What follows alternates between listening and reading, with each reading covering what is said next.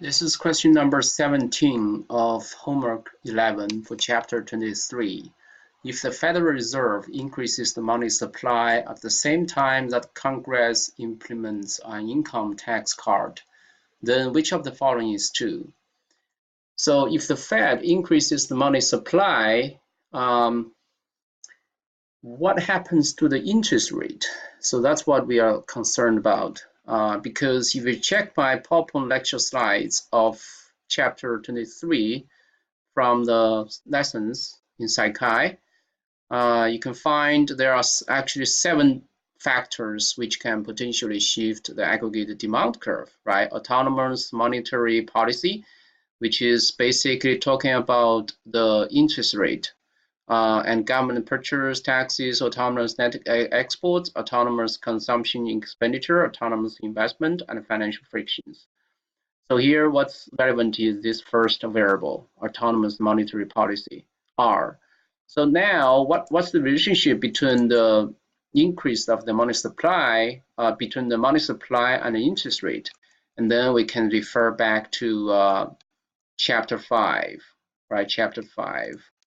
We go to our Psychi and lessons chapter 5, which is about the determinants of the interest rate, PowerPoint lecture slides.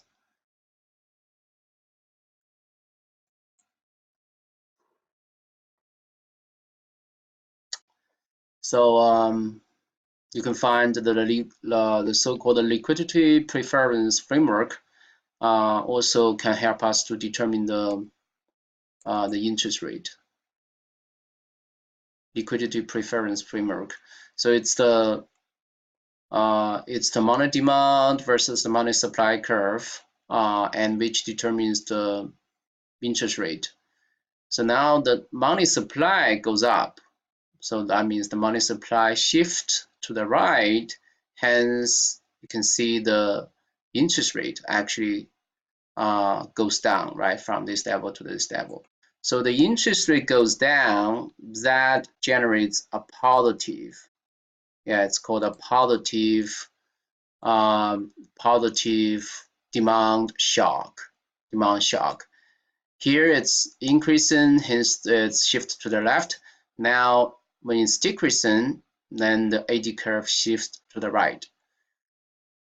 That's what happens when the Federal Reserve increases the money supply and the Congress implements a tax cut. Here the tax cut will have the same effect, right? If you check my notes here, the taxes, if it increases, then the demand will go down. But then because the taxes is decreased, so the AD curve will shift to the right. So both factors will shift the AD curve to the right. Both of these actions will increase aggregate demand, so that's A. So let's move on. The graph to the right depicts aggregate supply and demand in long-run equilibrium. So this is long-run, also the short-run. Yeah, in this case. Using the line drawing tool, show the short-run effect of an increase in the money supply combined with tax cut. As we said, the short-run effect is basically means it's increasing the I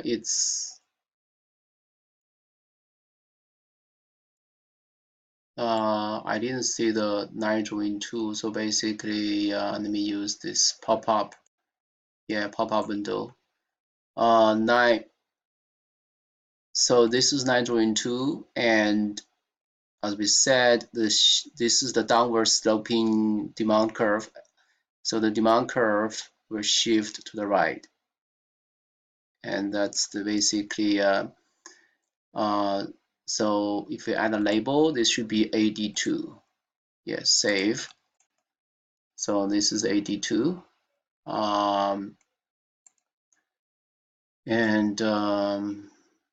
using the point drawing tool will indicate a short-run equilibrium. So the new short-run equilibrium will be the new AD curve, the intersection of the new AD curve, which is here, and the AS curve. AS curve doesn't shift here. So it's right here.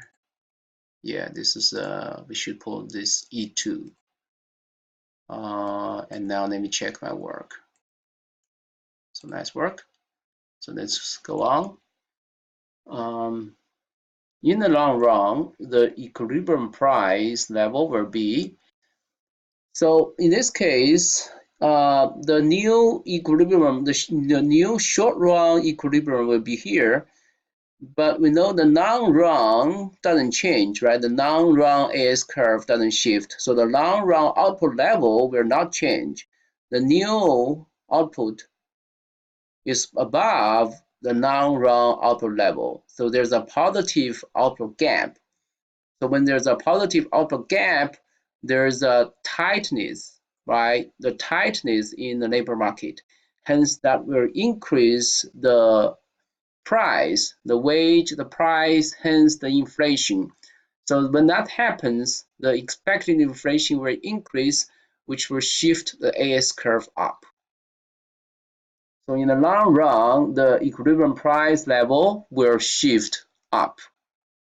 So when will that stop? Only when the output goes back to the initial level. So, and then you can imagine when the AS curve keeps shifting up. So, and then at this point, this is the new AD curve.